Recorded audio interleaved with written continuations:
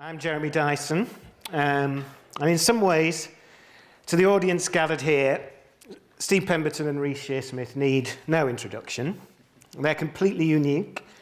The body of work they've amassed over 15 years working in television quite clearly speaks for itself. As writers, performers of their own series and actors in others, Steve in shows as diverse and beloved by mainstream audiences as Benidorm, Whitechapel, most recently Happy Valley. Reece with standout appearances in Victoria Wood's Eric and Ernie, Vic and Bob's House of Fools, ITV murder drama The Widower, and soon-to-be broadcast Chasing Shadows. And of course their work isn't just in TV, it encompasses film, theatre, musicals, with both enjoying regular stints in the West End and the National Theatre. But of course they're best known as the creators of some of the most original and enduring television comedy of their generation. The League of Gentlemen, Psychoville, and Inside Number 9.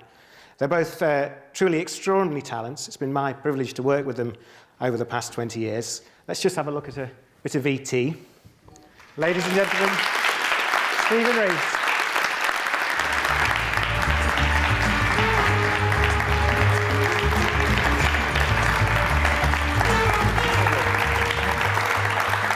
Thank you. Does it bother you that often he comes first before you because of alphabetical order? Is that a thing, or is that... Because actually, I know the answer to that, because often you mix... You're very unusual because you mix that up. I think one time I said, can I be first one, please, on Psychoville, and then it was swapped back. You would just To always... its rightful, correct. He just wins it by the fact it's correct to do the alphabetical The thing. decent thing. Yeah. So I've got two memories going back 20 years, because 20 years is when we first started working on the show that became The League of Gentlemen. Working at, it was a theatre show, as it began live. There's two memories. One is of Steve stealing a scene in which it was someone else's monologue.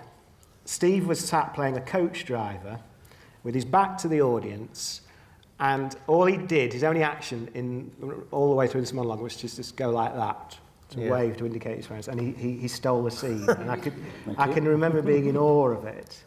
And then in the same show, you had a line, you played a grumpy businessman who later went on to become Jeff. Yeah. And there was a line of dialogue that's haunted me ever since, which was, I'm full of something nasty tonight. God and Jesus put together wouldn't forgive me the thoughts in my head tonight. It's just me. I'd never heard anything like that. Where did that line come from?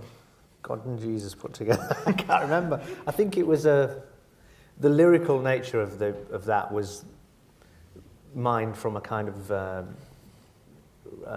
road, kind of a Jim Cartwright type feeling to the writing. We were kind of obsessed with him and Godber and all those kind of northern with a capital N writers, because we were all fresh out of drama school, and that kind of worthy, dramatic north that they were championing was alien to us, and I think we just found it really funny. So the lyrical nature of that within the rage seemed to suit that character. We never really pursued it with Jeff, but we did with the Legs Akimbo Theatre, which was the North. What was it called? Scumbellina. Scumbellina. Which was a play about... Poverty is poetry with an extra V. Yeah. Could have been from Jim Cartwright. Well, yeah, exactly. Yeah. But I bet you used to remember the monologue, don't you? I do. Go on. Blast off, blow out. Yeah. Blast off, blow That's out. on the spot. Blast off, blow off. Let off steam, eyes and steel, magnolias only as old as your Felix the cat weasel. Top goes the pop of the range, Grange Hill. Why won't you speak to me, raw land of hope and glory? Us and them, us and them. It was something like that. Not even his line. Not even my lines, yeah. So the theatrical provenance, I think, is worth talking about. Let's talk about origins and where this career's come from. Theatre was really important to both of you, wasn't it? You'd come from drama school, you'd done 3 years at Bretton Hall, and Steve, you'd set up a theatre company called 606 with Gordon Anderson. One of the first things, because I met this guy Gordon Anderson, who was a colleague of myself and Mark's at Bretton Hall, and he went off to Central having discovered that Bretton Hall was actually really poor at training up actors.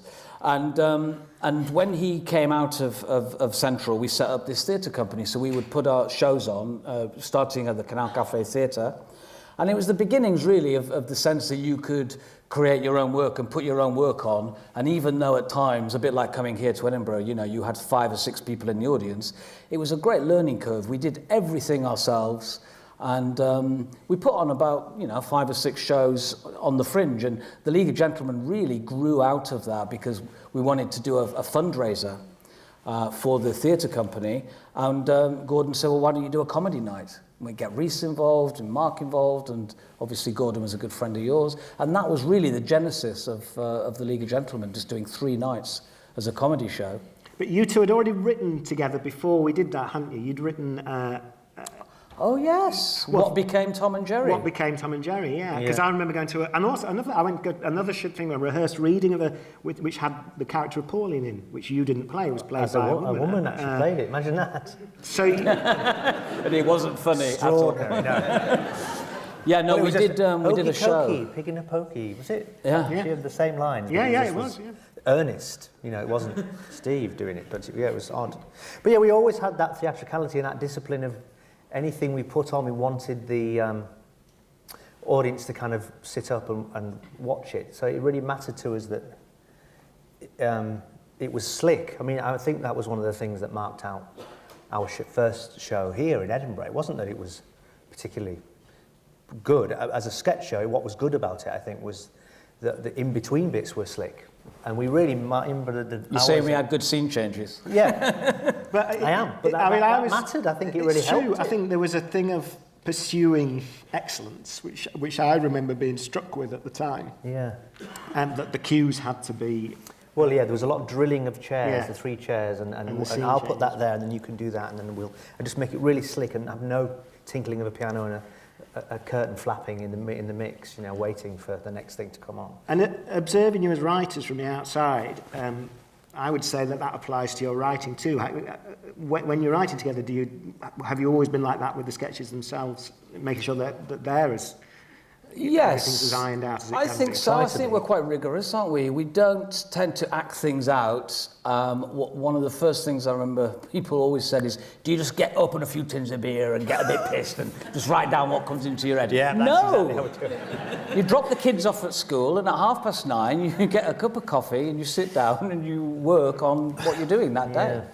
And sometimes you have really crap days, and other days you have a moment where you go, yeah, that's it. That's the breakthrough we're looking for. I think we really try to avoid feeling like we don't know what we're doing by really talking a lot before we begin even writing, don't we? So we're very sure of what needs to be got out of the scene. So if it's a bit of plot, how to hide it, or what's important. And almost the last thing to be injected on top is, right, well, that's all the nuts and bolts that need to be out there, but what's the funny thing? And that becomes the final layer, really, that we try and work on. We always do a gag pass at the end of any script where we go, right, is there any room here to crowbar in maybe a visual joke or a sign? I mean, we did that in League of Gentlemen, as you well know.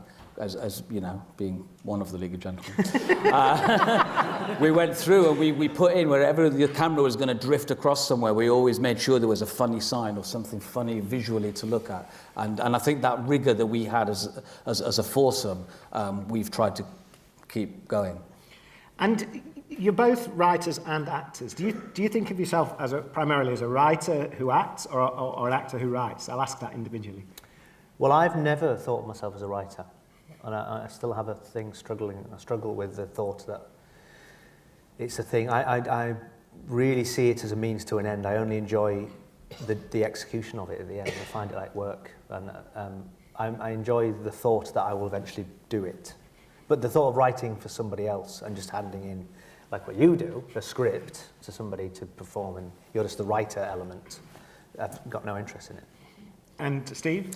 Yeah, I think sort of countering that, I probably have come to love the writing more. And so we probably balance each other out quite well in that respect. So I'm not that bothered about the you know, by the time that you come to act it all out, the is like you've done creative buzz has kind of gone out of it, and you are rendering what you've come up with. So I think we have slightly different approaches, but that obviously is a good thing.